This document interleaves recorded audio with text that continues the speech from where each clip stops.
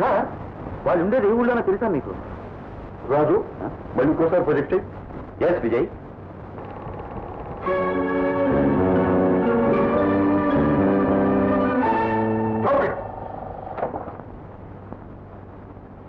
మధు వెనక గోడ మీద ఒక నల్లటి మచ్చ అస్పష్టంగా కనిపిస్తుంది.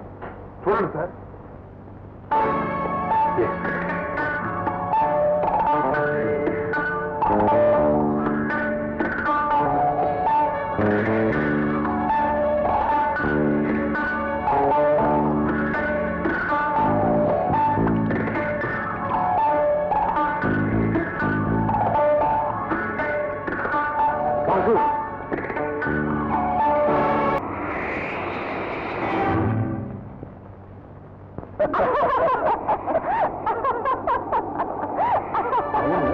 మధు ఎక్కడ?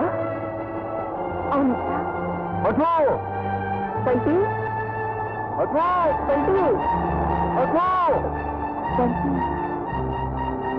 మధు బంటి మధు బంటి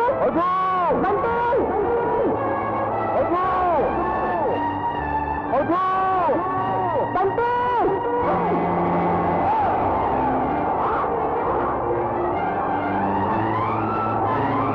మధు మధు బంటి మధు కనిపించలేదా? అవును సార్, తనతో ఆడమని మారాన్ చేశాడు. తాను దాక్కుంటానని తనని వెతికి పట్టుకోమని అన్నాడు. 2-3 సార్లు కనిపించాడు. ఆ తర్వాత చుట్టుపక్కలంతా వెతికి చూసా. ఒక చోట ఏమైందమ్మా? ఏమైంది? సముద్ర పొడ్డున గిటార్ కనిపించింది.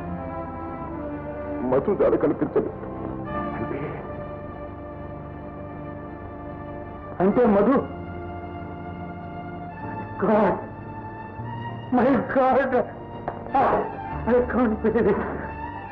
విజయ్ విజయ్, మధు పుట్టిన క్షణాన్ని వాడికి తల్లి దూరం అయిపోయిందయ్యా. అప్పటి నుంచి వాడిని నా గుండెల మీద వేసి పెంచాను. ఇప్పుడు వాడు నా నా మధు నాకు కావాలి. నా మధు నేను చూడాలి. I want him back. I want him back. కాలుగారి చూస్తూ నేను డాక్టర్ని ఫోన్ చేస్తా.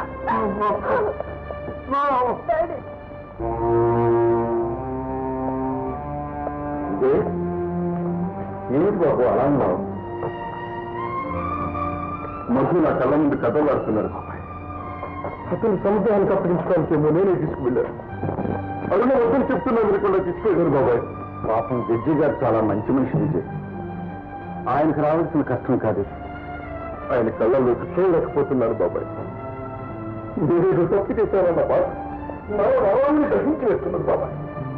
కనీసం బిడ్డ సవాళ్ళైనా ఆ తండ్రి చూసుకునేటట్టు చేయలేకపోయానన్న బాధకు తట్టుకోలేకపోతున్నారు బాబాయ్. మా అయ్యగారు మన ఎమ్మటి రమ్మని చెప్పన్నారండి.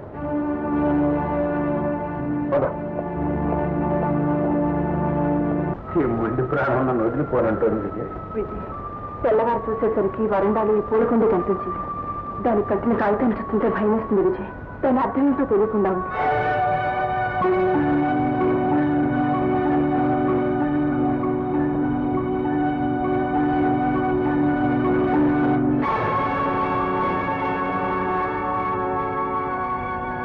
విజయ్, నిన్న బాబు తప్పిపోవటానికి ఈ పూల కుండీకి ఏదన్నా సంబంధం ఉందేమన్న అనుమానం. దీన్ని బట్టి చూస్తే మధు ఇంకా బ్రతికే ఉన్నాడేమన్న ఆశ నన్ను విడిచిపెట్టడం.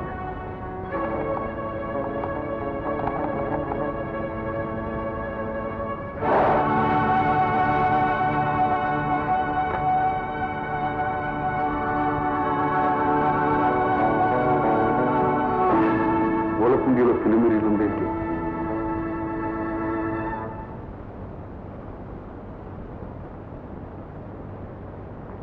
రాజు ready? Ready Vijay. Okay, start చేయి. లైట్ ఆఫ్ చేయి.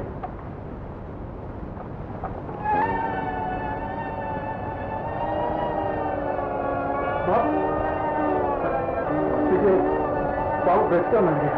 రాజు ఎక్కడ? సంఘ విద్రోహులకు దొంగ పందేవరాన్ని అన్నాడన్న నేరానికి నువ్వు శిక్షించబోతున్న సురేష్ నా కొడుకు. ప్రస్తుతం నీ కొడుకు నా ఇంట్లోనే ఉన్నాడు. జనవరి 20వ తేదీన నువ్వు నా బిడ్డకు ఏ శిక్ష విధిస్తే నేను ఇక్కడ నీ బిడ్డకు అదే శిక్ష విధిస్తాను. నా బిడ్డను ఉరి తీస్తే నీ బిడ్డను ఉరి తీస్తాను. నా బిడ్డను వదిలేస్తే నీ బిడ్డను వదిలేస్తాను. ఈ విషయం పోలీసులకు తెలియజేసేంత వెర్రివాడవు కావని మా నమ్మకం. అదే జరిగితే 20వ తేదీ లోపలే నీ కొడుకు శరీరంలోని భాగాలు ఒక్కొక్కటి చొప్పున నీకు అందుతాయి. బాబు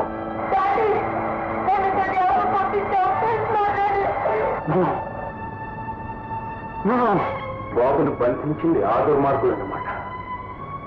విజయ్, ఆ కోపంతో నా బాబుని వాళ్ళు ఇంకా ఎన్ని చిత్రహింసలు పెడతారో ఏం చేస్తారు? ఆ సురేష్ వాడిని వదిలేయండి, తమ్ముడు తిరిగి వస్తారు. లేదన్నా, ఆత్మను చంపుకు నేను ఆ పని చేయలేదు. స్వార్థంతో నా బిడ్డ కోసం పవిత్రమైన నా వృత్తికి న్యాయస్థానానికి అన్యాయం చేయలేను. ఆ బ్యాస్కి బాబును వేసిన స్థలమైనా తెలిస్తే ప్రయత్నించి విడిపించచ్చు. సార్, వాళ్ళు ఉండేది ఏ ఊళ్ళోనో తెలుసా మీకు? రాజు, మళ్ళీ ఇంకోసారి ప్రొజెక్ట్ చేయి. ఎస్ విజయ్.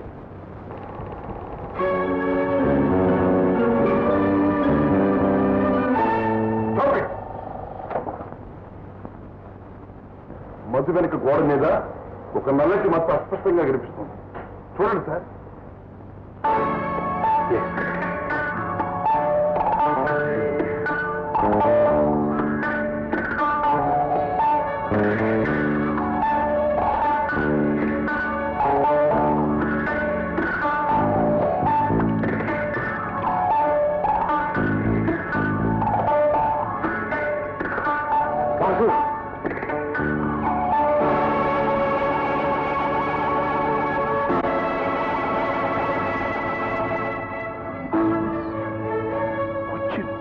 అవును బాబు, ఆ ఊరెడితే ఆ పెయింటర్ ద్వారా కొంత ఆచూకీ లాగచ్చు. అంతేకాదు రాజు, ఎందుకో వాళ్ళు మధుని కొచ్చిన్లోనే బంధించి ఉంటారని నాకు అనుమానంగా ఉంది. నా అంచనా ఎప్పుడు తప్పుతారు. కమాన్. నాన్నగారు,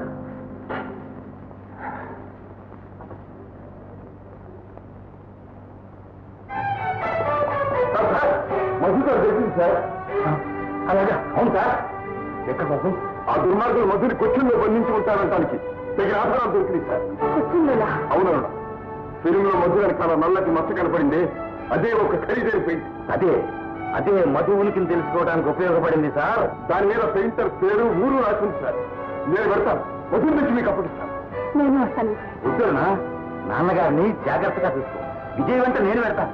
హనుమంతుడిలాగా. నా కళ్ళ ముందు పసివాడిని మాయం చేసి నన్ను ఛాలెంజ్ చేశారు సార్ ఆ దుర్మార్గులు. ఈ ఫలితంలో పెట్టి మీ బిడ్డలు మీకు అప్పగించడం నా బాధ్యత. దాంట్లో రెస్పాన్సిబిలిటీ. వస్తాను సార్. ఏమిటి విజయ్, కొచ్చిలో వెళ్తున్నావా? అవును బాబాయ్. ఆముఠా వాళ్లే మధురు బంధించి ఆ ఊళ్ళోనే ఉంచారని తెలుసుకున్నాను. వాళ్ళ ఆటలు కట్టించి మధురు తీసుకొచ్చి శేఖరం గారికి అప్పగించే వరకు నాకు మనశ్శాంతిది. వెళ్ళు విజయ్, ఆ ఊరే. నువ్వెప్పుడు ఈ మాట అంటావని ఎదురు చూస్తున్నావయ్యా. ఏమిటి బాబాయ్ నువ్వు అనేది? మీ అమ్మగారు నాన్నగారు రైలు ప్రమాదంలో చచ్చిపోయారని నేను నీతో ఇన్నాళ్ళు చెప్పింది అబద్ధం విజయ్. బాబాయ్, అవును విజయ్, వాళ్ళు చచ్చిపోలేదు. దారుణంగా చంపబడ్డారు, ఘోరంగా హత్య చేయబడ్డారు. ఈ కుటుంబం యావత్తు ఓ రాక్షసుడి చేతుల్లో గిలగిలలాడుతూ తప్పదు.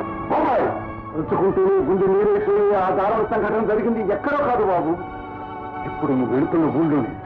వచ్చింది తెలుగు వన్